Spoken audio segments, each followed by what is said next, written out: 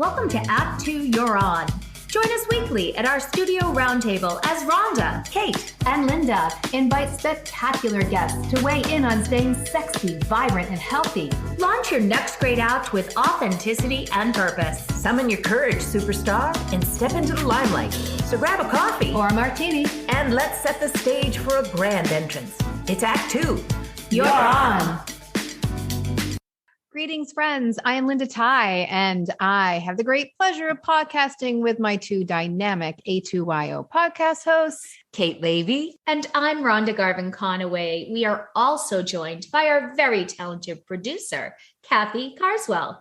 So I am thrilled today to talk with Kathy Elkind. Kathy and I met many years, we're not sure how many years ago, but we met through another podcast, actually. And where I interviewed Kathy on that podcast as well.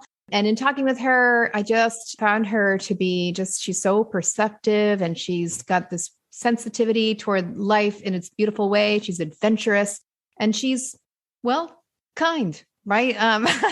Such an appropriate name for you. And she's been through some difficult and wonderful transitions and reinventions in her life. And I know you are going to love this conversation. Kathy was 8 years old. She discovered she had dyslexia. She was ashamed and avoided reading out loud at school. She did not learn to read until she was in 7th grade. At home, she would eat to soothe her pain, thus began her difficult, complicated relationship with food. She made it successfully through college and graduate school and has now learned and learned to love reading and loves reading and is even writing a book, but still struggled with binging or overeating to heal hurt. She eventually became an eating psychology coach, a teacher of mindful self-compassion, and owner of Elkind Nourishment. Kathy helps women feel their emotions instead of eating their emotions and feeling comfortable in their bodies. In the spring of 2018, at age 57, Kathy walked the Grande Randonnée Cinq, the GR5, with her husband of 25 years. This 2,286K or 1,400 mile journey started in the North Sea in the Netherlands and continued through Belgium, Luxembourg, the whole length of France to the Alps to end at the Mediterranean in Nice. Kathy always longed for an epic adventure. Finally, her children had flown the nest, and she shifted from the body that we women all know when we're young, right? Young, fertile body into what do we do with our non-fertile body? Like, how do we stay vital? And what could this new body do? So Kathy has come to believe it is necessary for women entering the last third of their life to experience a quest or challenge. And she is writing a memoir about her adventure. So Kathy, and welcome. Thank you so much for being here. Thank you. Thank you for having me. It's kind of fun to hear all the different things. I know, right? It's always fun to hear somebody else tell your life story briefly. Yeah. And I think one thing is that I get bored. I have to keep moving and trying different things and doing different things. And I love being an eating psychology coach, and I'm actually just deciding to shift it into calling it a kind eating coach.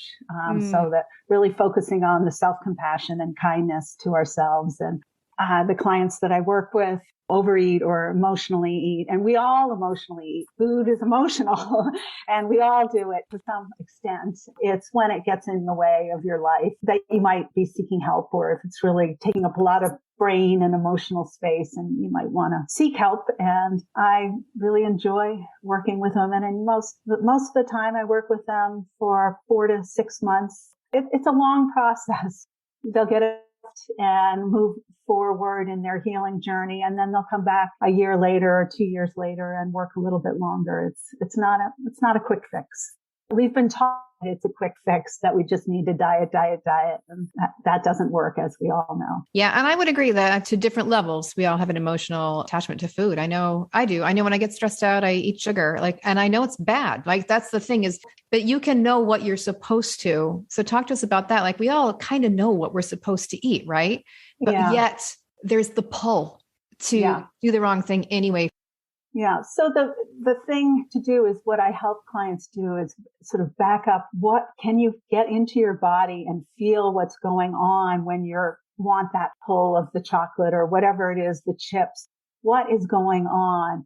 What emotions are under the surface? And usually it's some sort of shame, not feeling good enough, not getting the love that you need, and or you didn't, it's connecting to a hurt from childhood. And so you have to practice doing these long pauses. And again, it's a long process. I'm making it sound a little bit not easy, but you have to learn to give yourself self-compassion and notice when things are going bad. That's when you need self-compassion. And yes, we can rely on spouses and partners and dogs and to give us kindness, but we're not always with them, and we are always with ourselves. And so we have to learn to give self-compassion. And that's why I did the training on mindful self-compassion. So again, there's the mindfulness of tuning into what emotions are underneath there when I'm reaching for the chocolate or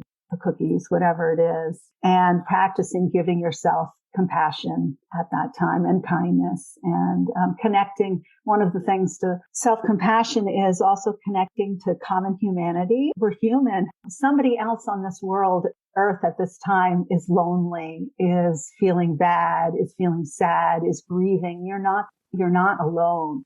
In our culture, where so many times we're supposed to be happy, or there's such a push to that, let's be happy and, everything's fine. And so many of us also weren't taught how to deal with our difficult emotions in life. And we all have difficult emotions, and being vulnerable and learning to hang out with your difficult emotions and not freeze up or reach for cookies and numb. So that's the process. And I wonder, have you noticed an uptick in anxiety, stress, in terms of the times that we have lived through, not to enumerate them all, but a divisiveness in general, where we're very divided from each other, pandemic, environmental issues. Have you noticed that in your work? Yes, but there's always, it's so interesting. So I have clients that have been thinking about coming to me for like 2 or 3 or 4 or 10 years. They finally come. But yes, of course, with the pandemic, people are more isolated. And when you're working at home, food is much more easily accessible. So yeah, definitely I've had some more and seen it. And yes. I don't know that any of us can do the journey alone, right? Because we all walk the journey of someone who's felt shame. We all walk the journey of someone who has pain for whatever that reason is. We all walk these journeys. Like you said, there at any given moment, there's somebody else in the world feeling whatever it is you're feeling. We don't get there alone. We get there from other influences in our life. We get there from other experiences, and we feel shame because we associate with other things. So I think it makes sense. Coming to you makes perfect way to help to start to heal that. And it doesn't go away. It's a constant thing that we have to deal with in our life because triggers are going to always happen. So I would imagine it would be a positive experience to come to you and do that work alongside you, and maybe do group sessions as well. Come back to that community that you're creating so that you can continue that journey and take care of, and not to feel bad about slipping back. Life is cyclical. It's not a linear path ever. Yeah. Yeah. And I'll have clients come in and say, I was the good and bad I try to get rid of, but they'll come in and say, I've been really good. Well, if you've been good, there's nothing for us to deal with. I need to see, we need to go through and back up and see where you did falter and where you did reach for those cookies and what was going on. So instead of looking at that time of spiraling down, let's look at it as a time to learn. We learn from our mistakes, and we have to accept those mistakes. We're human. And sometimes it's good to have a cookie. Like Yeah. you have an event, you have a cookie, And enjoy it. You're sitting down with your family and you've made some popcorn, and that's good. It's not bad. Like to be able to enter into a relationship with food that, that's appropriate, and you don't scold yourself afterwards. You've just had a cookie. Yeah, right? Exactly. Savoring the food. We talk a lot about savoring the food. Yeah. I really appreciate this conversation about your personal transformation and how you now partner with others as they embark on transforming their relationship with food. But it seems like it's about food. It's really about with themselves, isn't it? Yeah. Food is just the doorway. Food is just the doorway to what's going on. And many times my clients are also seeing therapists, or I'll suggest that they see a therapist, or they had seen therapists, had done therapy, because I'm not a therapist. I'm a coach. Need to make that distinction. Thank you for sharing that, because we are complicated and sometimes we need to pull from a variety of resources to have our needs met. Exactly. Right. And there are so many amazing people doing good works out there. Yes. Encountered this experience with transformation. I loved researching you before meeting you today for this conversation. There's a part of you that I just sense has a lot of energy about next great act or act 2 or 3. And we talk about that on the show. And I discovered this analogy you use about queens and queening. And I was hoping you could speak a little bit about it, because there's such empowerment with that language. Yeah, so there's sort of the traditional archetype, the princess, the mother, and then the crone. Well, after we've been mothers, nowadays women are living a lot longer, and it doesn't have to be a mother of children. It can be a mother of a career and things like that. So we're incorporating all women. But when you get to be 50 and you're going through menopause, you don't want to be a crone. We're not ready for old age yet. Donna Hens was the first person who I read about this. She stuck in the word queen to add another archetype. And so the idea is that, when you get into your 50s, you've lived a long life. And so let's embrace our wisdom and embrace this body that's shifting and changing, and use this wisdom and step into our power. And yeah, it was really powerful for me. And I also ended up designing a queening ceremony for myself. And I put together, I basically just did it in my backyard and invited some close women friends. And I really tapped into my intuition. And when you think about it, so many times women are the ones who are planning anniversary parties, birthday parties, all those different parties and celebrations and rituals, but we don't do it for ourselves. And so this is a celebration for yourself to step into the next part of your life. And all I did was basically wrote down intentions that I wanted, and I left big spaces for intentions that had not even come about yet. I walked under an archway, and I had my friends walk under the archway too. It can be very simple, but it was very powerful. And I actually believe that was the catalyst to helping me. So again, in the back of my mind, I had always wanted to do the Appalachian Trail. I've been an outdoors person all my life, the Appalachian Trail or the Pacific Crest Trail. But at this age, it just never happened. And my husband loves to do outdoor activities, but I don't want to camp anymore. And I don't want to carry a heavy pack anymore. So I researched a lot and found the GR5, which is the Grande Randonnée Cinq. Well, a lot of it is in France, but I found this long grand walk. We were leaving Massachusetts and moving up to Vermont, and we thought it was a good year. We were going to take a gap year, the way kids take gap years before college. And we were taking a gap year before sort of our next act. We walked that far, and I don't think I could have done it without doing the queening ceremony. I really think that opened me up to possibilities. We just walked and walked and walked. I just love that imagery of you crossing the threshold, making a statement, and then continuing to take step by step through this unknown travel and going with your partner in this next phase of your life. That is so powerful. Yeah, it was amazing. It really was. And we did our homework, both Jim and I. I'm more of the big picture thinker, and he's the detailed techie guy. So I read all the blogs and books, and I could visualize it because as a dyslexic brain, I can visualize things pretty well. And I could visualize each part of the journey and break it into, and he was very good at finding the app, the Gaia app, so that we had an app to, GPS, so we knew exactly where we were. And that's a good thing to have. If you've ever hiked with a partner or walked with a partner, it's good to know exactly where you are so you don't argue. I think we're here. No, I think we're here. That took away a lot of the stress. Yeah, we just enjoyed amazing food and got up every day, and croissants. Places in Europe, you drink the coffee right out of bowls. then walked and walked. And the wonderful thing about the GR5 is, so it starts out in the Netherlands, which is flat, and Belgium, which is flat. So it was flat in the beginning, then rolling hills of Luxembourg and then into Lorraine, northern France, the Vosges for 2 weeks, the Jura, and finally 6 weeks through the Alps. It's pretty amazing. Got harder and harder, more difficult and more difficult. This is such great role modeling for so many reasons. The invention or the addition of an archetype of a queen, as opposed to just straight to Crone. Yeah. And then this ritual, and then going on a quest. And I wonder if you can talk a little bit about why you think it's important for a person entering their third act or whatever act, the fourth act. Why is it important to give yourself a challenge and a quest? We can do it. You can do so much more than you think you can do. You hear, we're conditioned that women get older and after menopause, you can't do anything.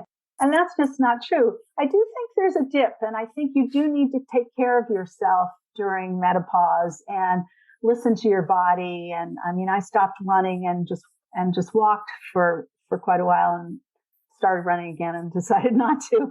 But I do think you need to listen to your body. But I sort of call it wise strength. You need to tap into what you can do, and you can do anything.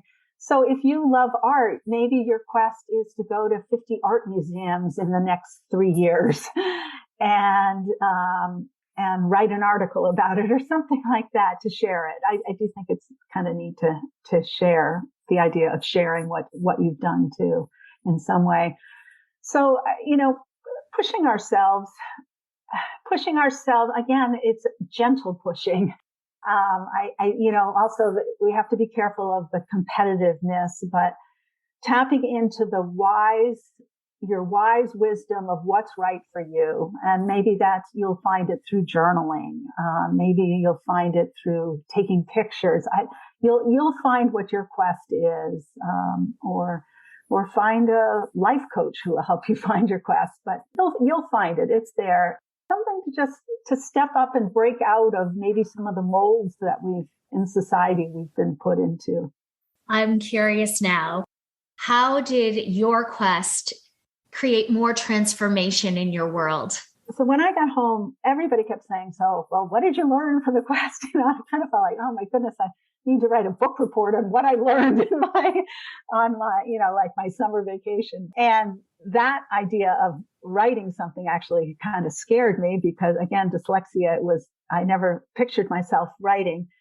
But the strange thing is, in the next winter after home, I didn't have much energy to push my business up here in Vermont. I did push it some, but I would offer some classes and they just didn't go anywhere. I saw on the snow all these paper birch tree leaves blowing around, and I kept seeing them, and it was like a sign. And I asked a friend who's an intuitive, and she's like, well, it seems like the white is the blank page and the leaves flowing by are the dead things that need to be moved out of the way. And I did love that journey so much that I felt I wanted to write it down. And it was sort of in the back of my mind, but putting that all together, it came out and I did start writing. And I kind of felt like, well, if I can walk across a continent, I can take it one step at a time and write a little bit each day. And that's what I did. And it's been 3 years of writing, or 2.5 years of writing. So it's a process. The act of writing too, you relive it. And it's so interesting to try to write down some of the dialogue between you and your husband in your relationship. And, to make it interesting, you need to show some of the struggles that we went through. And so you're rehashing it in a whole different way and in a much deeper way. And then I'll go and ask him. And so our relationship has grown a lot just from that process. So that's been really interesting to see it in a new light. Feels like a really important book. I cannot wait to read it because I I love this idea. I always think about doing a pilgrimage in the Compostela de Santiago, but this invitation to take a gap year here, you've done this caretaking, whether it is caretaking a career or caretaking a family, whatever it is. And the idea to take a little time to figure out what comes next. So it's almost, we talk a lot here about how to live your why.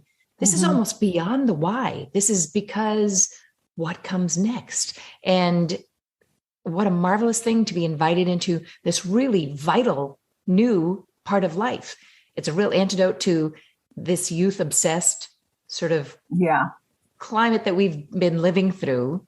And I do think that is shifting. And I feel like people like you, Kathy, are shifting, and you're role modeling and leading the way. I feel like this is a huge invitation. So I think that book's going to really be important for lots of people to read. But I personally can't wait to wrap my arms around that and anticipate, because I'm on the verge of empty nesting. And it is really actually exciting to hear your role modeling, but to hear what could be next.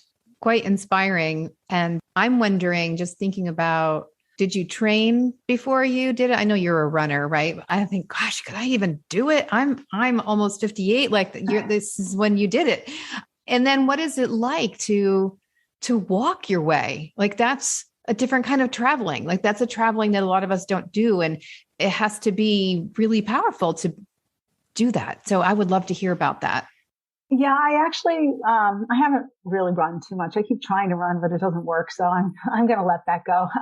But I did walk. So we had moved to Vermont, and I did walk. Luckily, that winter it wasn't a hard winter, and I would go out in 3 or 4 hour walks. I didn't do longer than that. And we ended up walking, 6 hours or 7 hours. So we did. We built up to it. We definitely built up to it. And so the other interesting thing, as I was with Jim for such a long time. We ended up about on the third day, he was taking pictures like of an anthill. And I was like, I don't want to take a picture. So I just started walking ahead, and we ended up walking. I called it alone together. In the mornings, we would walk, not talking, just in our own heads. And the amount of mindfulness that we could each do was pretty amazing. So we did walk alone together, at least in the morning, and sometimes in the afternoon too. In the beginning, we had blisters, but we took care of our feet, and we took days off in the beginning. And I actually got kind of sick in the beginning and had to go to the doctors and really take care of myself. And for me, so this was something that else. I grew up with a mother who did everything for everyone else, and she put herself last. And that's still my role model. And I'm still constantly working on getting away from that.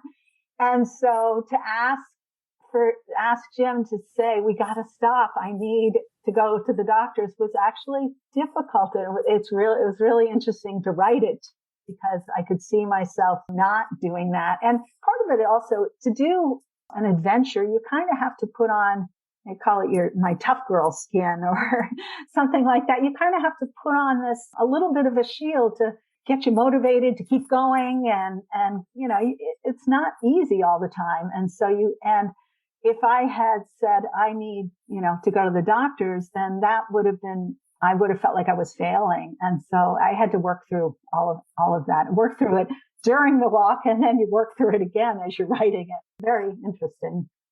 So much wisdom there. And we usually at this point in our conversation ask for a golden nugget. It feels like every single segment has had so much richness, so much wisdom already. I wonder if there is something in particular that you think our listeners would need to hear as they're reinventing themselves or getting to launch into what comes next. Any particular golden nugget?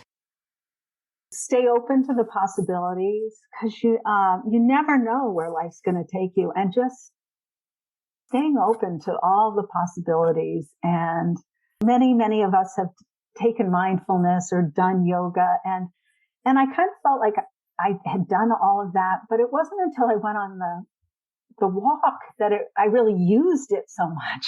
I mean, I definitely used it in day-to-day stuff, but use any little mindfulness that you have practiced and tune into yourself and your higher goddess, whatever you want to call it, your intuition will guide you. Your inner wisdom will guide you, and trusting that.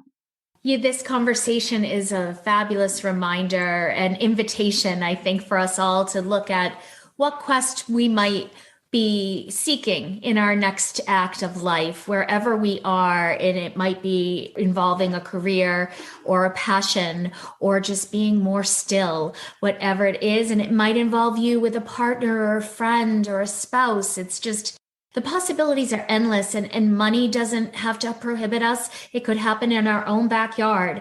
So wherever we want to take that quest, Kathy's letting us know we can do it. And you've offered amazing wisdom about that. But I think there's more to come for you. So as we wrap up our time with you, we are very curious to know what comes next, Kathy. Well, obviously, I'm still working on the book, but the whole publishing foray is going to be an interesting, I've signed with She Writes Press, which is a hybrid publisher. I will be doing a lot of my own marketing and things like that. And so, having my business, I have some background in that, but, pushing out the message, getting the book out to the world. So that's what's next, and some more long walks too. And you'll definitely share that information with us when the book comes out, and we will let folks know. We will be the first 3 or Yes. with our producer over there. But we will absolutely let folks know when that is coming to press. Absolutely. Yep. And we'll all be reading the book for sure. Mm-hmm. Yeah. And you can learn more about Kathy for those of us who are listening on her website, elkindnourishment.com. And she's on LinkedIn. She's on Facebook, Elkind, Elkind. Thank you, Kathy, so much. Thank you for being here. Thank you for sharing your wisdom, your inspiration, your courageous, beautiful queen, goddess self that you are. Mm-hmm. Thank you so much. Thank you. Thank you for having me. I appreciate it. Thank you. And to our other Kathy, our producer behind the scenes who makes this all possible. Thank you to Kathy Carswell. And so it is left for me to say, go forth, be brave, live well, and do good, because it's Act 2, you're on. Act 2, You're On was brought to you by Act 2, Share Our Stage. You can find us at a2yo.com and also on Facebook, Instagram, and LinkedIn. Please listen and subscribe wherever you find your podcasts. You can support us using Patreon. Thanks for listening.